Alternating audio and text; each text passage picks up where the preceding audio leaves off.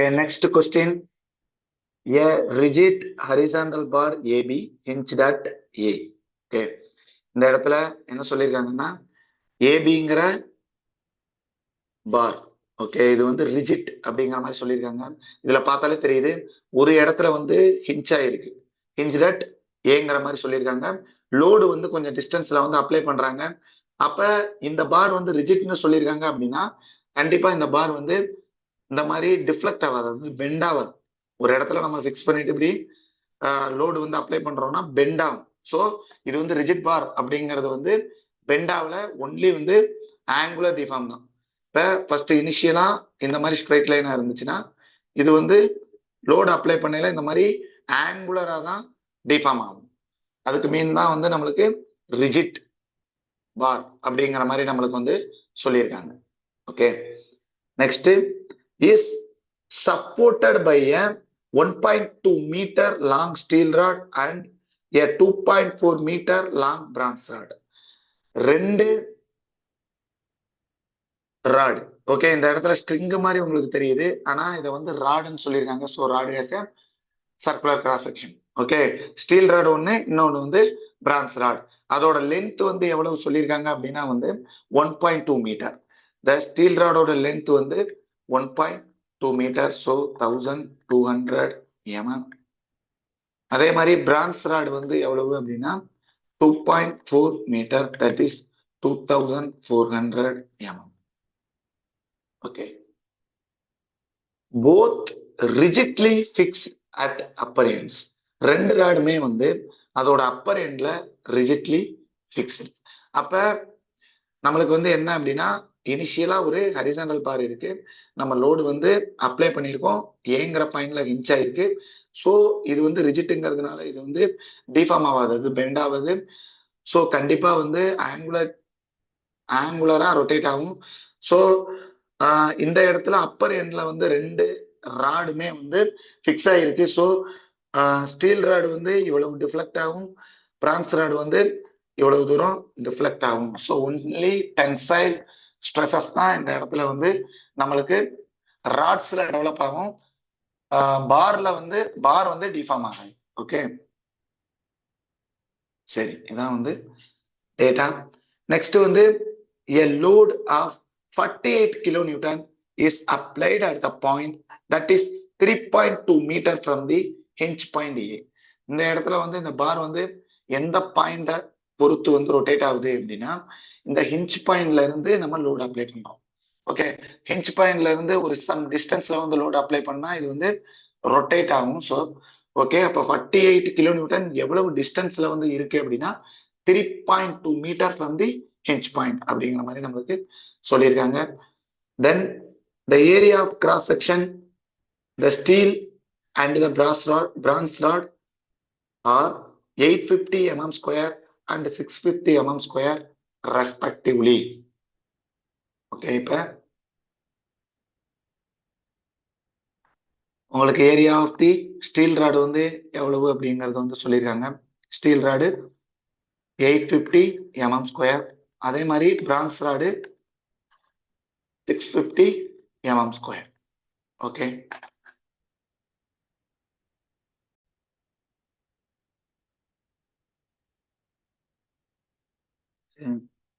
determine first question a stress in the steel rod, second the reaction at the pivot point. Take Young's modulus of the steel வந்து 205 gigapascal and bronze rod வந்து 82 gigapascal அப்படிங்கிற மாதிரி data நம்மளுக்கு சொல்லியிருக்காங்க. டைரக்டா நம்ம வந்து கொஸ்டினுக்கு போயிடலாம். இப்ப இந்த இடத்துல வந்து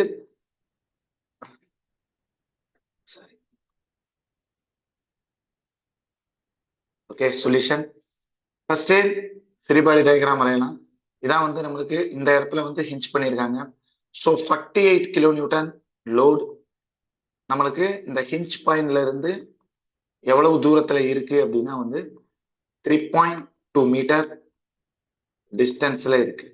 ஓகே, அதுக்கடுத்து வந்து நம்ம வந்து ராட்ஸை கட் பண்றோம். ஓகே, ஏன்னா பார் அண்டு ஃபோர்ஸஸ் ராடை கட் பண்றோம். இப்ப நம்மளுக்கு எப்பயுமே ஒரு ஸ்ட்ரிங்கை வந்து நம்ம இப்ப கட் பண்றோம். இப்ப இந்த இடத்துல வந்து ஸ்ட்ரிங் வந்து நம்மளுக்கு இருக்கு. ஸோ இப்ப நம்ம கட் பண்றோம் அப்படின்னா இப்ப இந்த இடத்துல லோடுங்கிறது வந்து நம்ம ஒரு ஸ்ட்ரிங்கை பிடிச்சி இப்போ ஒரு லோடு வந்து கொடுக்குறோம் அப்படின்னா இந்த ரியாக்ஷனை நம்ம எடுக்கிறோம்னா இதான் ஸ்ட்ரிங்னா நம்ம இங்க டென்சைல் லோடு அப்ளை பண்றோம்னா கண்டிப்பா இந்த இந்த ரியாக்ஷன்ல டென்சைல் தான் ஆக்ட் ஆகும். அதாவது எப்பவுமே ஒரு இதை கட் பண்றோம் அப்படின்னா அவே ஃப்ரம் த டென்சைலா தான் இருக்கும். அப்படி இல்லைன்னா அந்த ஸ்ட்ரிங் வந்து சுருங்க ஆரம்பிச்சிடும். ஓகேவா? அப்ப இங்க கட் பண்றோம் அப்படின்னா நம்மளுக்கு வந்து கண்டிப்பா டென்சைல் ரியாக்ஷன், அதாவது அவே ஃப்ரம் தி பாயிண்ட். இப்ப இந்த இடத்துல away from the steel rod, இந்த இடத்துல பாயிண்ட் நம்ம மென்ஷன் பண்ணிடுவோம். இது ஏ, இது பி. ஸோ இந்த இடத்துல இதை சிங்கிற மாதிரி மென்ஷன் பண்ணியிருப்போம். இது ரியாக்ஷன்ஸ் டெவலப் இந்த ஸ்டீல் ராட். அதே மாதிரி பிரான்ஸ் ராடும் away from the rod. It is the bronze rod. Okay, reference பாயிண்டை பொறுத்து எவ்வளவு தூரத்துல இருக்கு அப்படிங்கிறத வந்து நம்ம மென்ஷன் பண்ணிக்கலாம். இது வந்து 0.8 mm, அதே 8 மீட்டர், 0.8 மீட்டர். இது வந்து 2.4 மீட்டர். இது வந்து 2.4 மீட்டர். 0.8 plus 1.6, 2.4 metre. ஓகே, இப்ப ப்ராப்ளம் வந்து சால்வ் பண்ணலாம். இந்த ஃப்ரீ பாடி டயக்ராமை பொறுத்த வரைக்கும் இது கண்டிப்பா should be static equilibrium. Okay, static equilibrium நம்மளுக்கு தெரியும். சரி, மொமெண்ட் ஸ்டாட்டிக் ஈக்குலிபிரியத்துல இது ரெண்டு, no rotation and no translation. So summation of net force along the y direction is 0. இது ஒரு significant equation. அதுக்கடுத்து summation of net moment about any point. நம்மளுக்கு இந்த இடத்துல hinge point தான் நம்ம எடுத்துக்கிறோம். ஸோ இந்த ஹிஞ்ச் பாயிண்ட்ல ரியாக்ஷன் நம்மளுக்கு டெவலப் ஆகும் கண்டிப்பா. ஸோ ஃபோர்ஸஸ் வெர்டிகலா இருக்கிறதுனால நான் இப்படி எடுத்துக்கிறேன். Okay, about the hinge point is equal to 0. இது ரெண்டுமே வந்து நம்மளுக்கு சிக்னிஃபிகண்ட் ஈக்குவேஷன். ஓகே, ஸோ ரெண்டு ஈக்குவேஷன் நம்மளுக்கு பார்த்தீங்கன்னா ஆர்ஏ. நம்மளுக்கு எத்தனை அன்னோன் இருக்குன்னா reaction A and reaction S and reaction B. So 3 unknown இருக்கு. நம்மளுக்கு ஈக்குவேஷன் பார்த்தீங்கன்னா ரெண்டு ஈக்குவேஷன் தான். இது first equation summation of F Y 0. இது summation of moment equal to 0. It is the second equation. Okay, ரெண்டு ஈக்குவேஷன் தான் இருக்கு. அனதர் இன்னொரு ஈக்குவேஷன் கான்செப்சுவலா நம்ம ரெடி பண்ணணும். அது நம்ம ஸ்ட்ரெயின் கம்பேட்டபிலிட்டி ஈக்குவேஷன் ரெடி பண்ணலாம். எப்படி நம்ம சால்வ் பண்றோம் அப்படிங்கிறத ஒன் பை ஒன்னா நம்ம பார்க்கலாம். Okay, first summation of force along the Y direction is 0. என்னென்ன ஃபோர்ஸ்னா it is the positive RA. RA எல்லாமே வந்து அப்வர்ட், ரியாக்ஷன் எல்லாமே அப்வர்ட் டைரக்ஷன்ல இருக்கு. அது ஒரு சைடு எடுத்துக்கலாம். ஆர்எஸ், அதுக்கடுத்து வந்து ஆர்பி. ஸோ லோடு வந்து டவுன்வர்டு டைரக்ஷன்ல இருக்கு. It is the 48 kilometre. It is the first equation. Okay, it is the first equation. Second equation, the moment about the ஏங்கிற பாயிண்ட் இஸ் ஈக்குவல் டு 0. ஏங்கிற hinge point. இப்போ ஒவ்வொரு ஃபோர்ஸா பார்க்குறோம். The force A, the reaction A applied at the A. So RA into distance with respect to A அப்படிங்கிறது 0. அதனால இந்த RAங்கிறதுனால moment வந்து develop ஆகாது. ஸோ RA நம்மளுக்கு மொமெண்டா கிரியேட் பண்ணுது. Next RS. So RS into நம்மளுக்கு வந்து டிஸ்டன்ஸ் ஃப்ரம் தி A அப்படிங்கிறது 0.8. இப்போ இந்த இடத்துல சைன் அப்படின்னு பாக்குறாங்கன்னா ஒரு டைரக்ஷன், அதாவது ஆன்டி கிளாக் வைஸா ஒரு சைடும் கிளாக் வைஸா ஒரு சைடு நம்ம வந்து வச்சுக்கலாம். ஈக்குவல்ட்டுக்கு left side anticlockwise வச்சுப்போம். ஈக்குவல்ட்டுக்கு ரைட் சைடு கிளாக் வைஸ் மொமெண்டா வச்சுக்கலாம். Okay, plus RB into distance from the A அப்படிங்கிறது 2.4 மீட்டர். அப்புறம் 48 இன்ட்டு டிஸ்டன்ஸ் ஃப்ரம் த ஏங்கிறது வந்து 3.2 மீட்டர். ஓகே, அப்ப 0.8 RS plus 2.4 RB and 48 into 3.2. 48 into 3.2, that is 153.6 kilo newton metre. இதுல வந்து 48ங்கிறது வந்து கிலோ நியூட்டன், இது வந்து மீட்டர். இந்த மாதிரி தான் நம்மளுக்கு. ஓகே, யூனிட் எழுத வேண்டிய அவசியம் இல்லை. ஓகே, இது செகண்ட் ஈக்குவேஷன். ஸோ ரெண்டு ஈக்குவேஷன் தான் இருக்கு. நம்மளுக்கு 3 அன்னோன் இருக்கு. ஸோ நம்ம கண்டிப்பா 3 அன்னோன் இருக்கு. அதனால இன்னொரு ஈக்குவேஷன் ரெடி பண்ணணும். That is strain compatibility equation. இப்ப இது எப்படி ஸ்ட்ரெயின் ஆகுது அப்படின்னு பாத்தீங்கன்னா, இந்த இடத்துல இந்த பார் இருக்கு. ஸோ இது ஒரு ஆங்கிள் வந்து ரொட்டேட் ஆகும். Okay, this is the angle.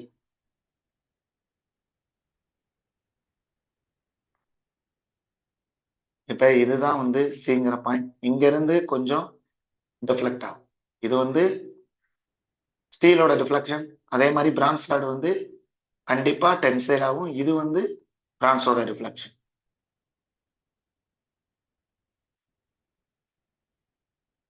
Okay, இதுதான் நம்மளுக்கு இந்த எண்ட். சாரி, இது வந்து பிரான்ஸோட டிஃப்ளெக்ஷன்.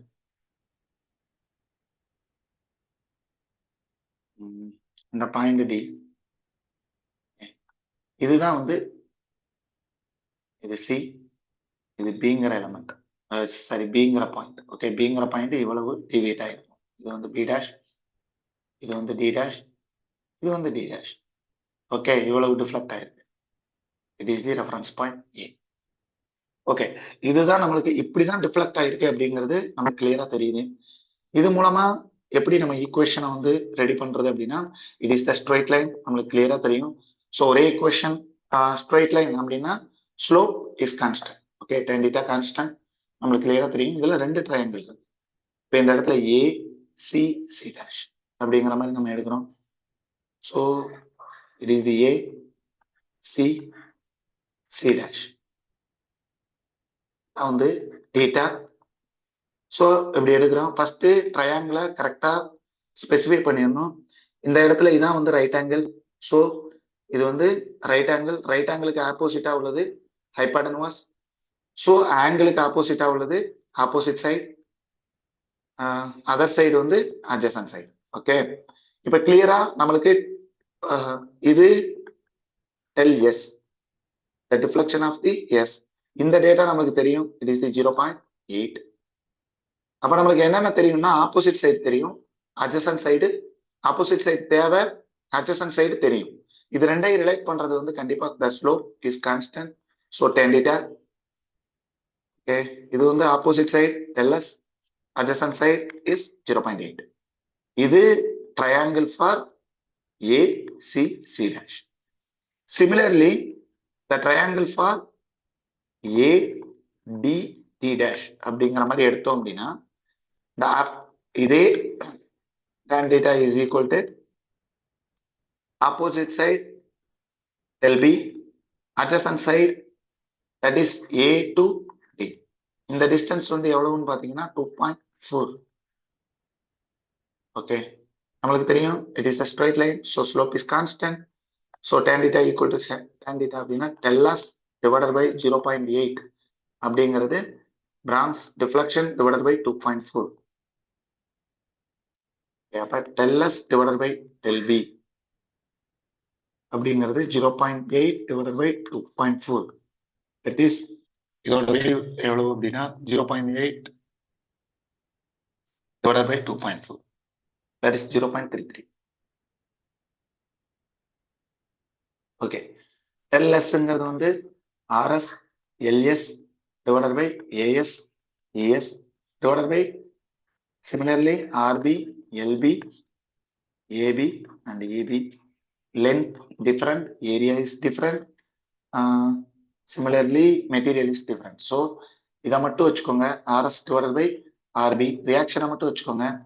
இப்ப அடுத்த ரேஷியோவா நம்ம எடுத்துக்கலாம். இப்ப எல் அதர் சைடு போச்சு அப்படின்னா வந்து டிவைட்ல தான் வரும். ஸோ அது டிவைட்ல வரும். ஸோ எல்எஸ் வந்து கீழே வரும், எல்பி வந்து மேலே வரும்.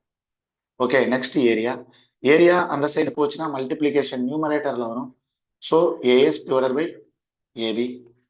சிமிலர்லி இதுவும் நியூமரேட்டர்ல வரும், ES divided by. Okay, clear. So RS by RB is equal to இந்த இடத்துல 0.33. எல்பி எல்பி வந்து நம்மளுக்கு 1.2 மீட்டர். இந்த இடத்துல sorry, LB from rod is 2.4 metre. இது 1.2 மீட்டர். இதோட ரேஷியோ கண்டிப்பா 2. இது ஈஸியா போடலாம். ஏரியாவை பொறுத்த வரைக்கும் ஏரியாவும் கொடுத்துருக்காங்க நம்மளுக்கு. ஒன்னு 850 mm ஸ்கொயர், அதாவது எல்எஸ்ங்கிறது வந்து 8 ஏரியா ஆஃப் த ஸ்டீல் ராடுங்கிறது 850, பிரான்ஸ் ராடு வந்து நம்மளுக்கு 650. ஸோ இது 850, இது வந்து நம்மளுக்கு 650. ஓகே, இஎஸ் அப்படிங்கிறது 205, 82. 205, 82. That is RS divided by RB is equal to இது 0.33. இந்த இடத்துல இது 2, இதோட ரேஷியோ. இது 850 divided by 650. It is 1.307. Okay. Next 205, 82. That is 2.5. Clear? எல்லாத்தையும் மல்டிப்ளை பண்ணுவோம். 2.5, 1.307 into 2 into 0.33. That is 2.15. So RS equal to 2.16. Okay, 2.16 into RB. That is the third equation. Okay, that is 3 equation, 3 unknown. ஈஸியா நம்ம வந்து solve பண்ணிடலாம். நம்மளுக்கு இத second ஈக்குவேஷன்ல நம்ம apply பண்ணோம்னா, இப்ப ஆர்பிக்கு பதிலா ஆர்எஸ்க்கு பதிலா நம்ம அப்ளை பண்ணலாம். So substitute that in second equation. Second equation 0.8 into RSக்கு பதிலாக தான் RB நம்ம வந்து அப்ளை பண்றோம். 0.8 into RSக்கு பதிலாக 2.16 into RB அப்ளை பண்ணியாச்சு. அதுக்கடுத்து வந்து 2.4 into RB, 2.4 into RB is equal to 153.6. 153.6 kilonewton meter. Okay, 0.8 into 2.16, 0.8 into 2.16, that is 1.728 RB, 1.728 RB plus 2.4 RB is equal to 153.6. So 1.728 plus 2.4 is equal to 4.128 RB. 4.128 RB is equal to 153.6. So reaction of the bronze rod is equal to 153.6 divided by 4.128. 153.6. That is 37.2. 37.2 kilonewton. So RB is equal to 37.2. Sorry. 37.2 kilonewton.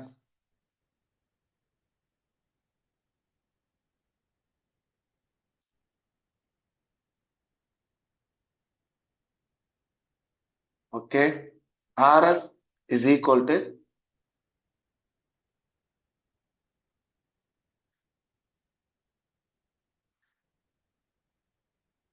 RS is equal to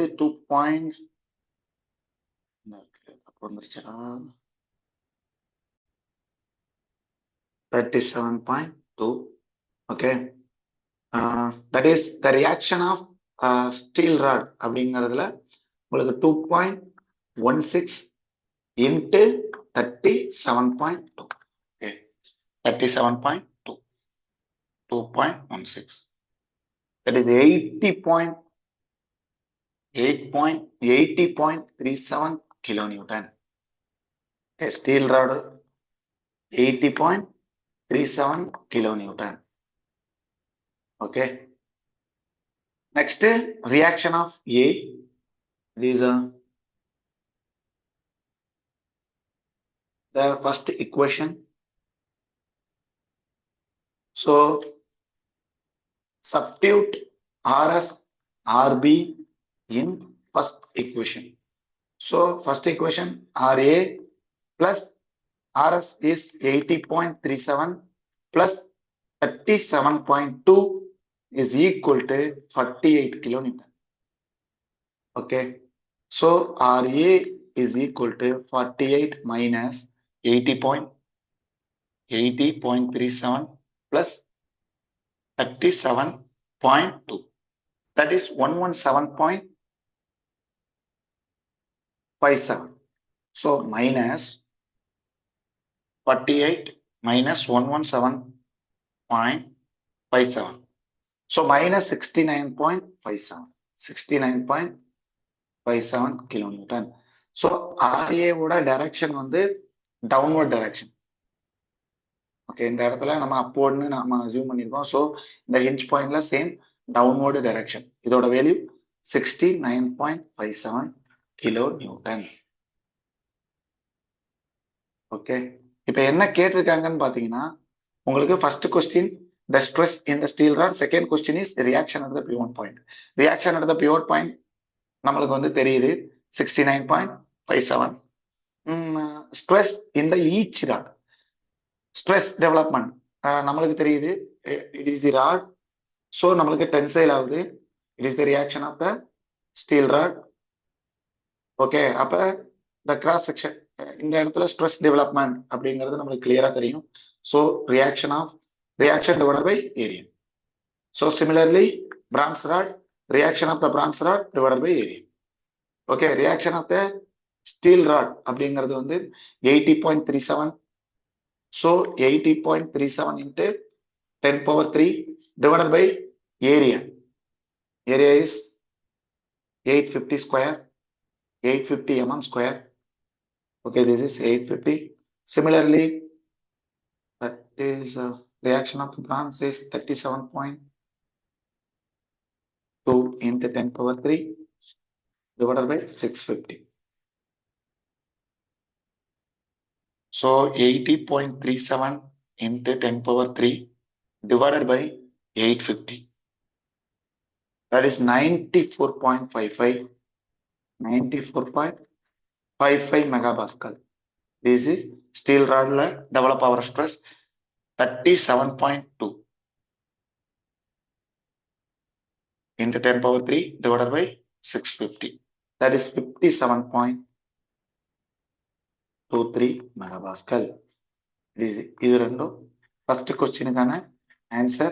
Second question is reaction developed in the hinged point. Okay, இதான் வந்து second questionக்கான answer. Okay, thank you.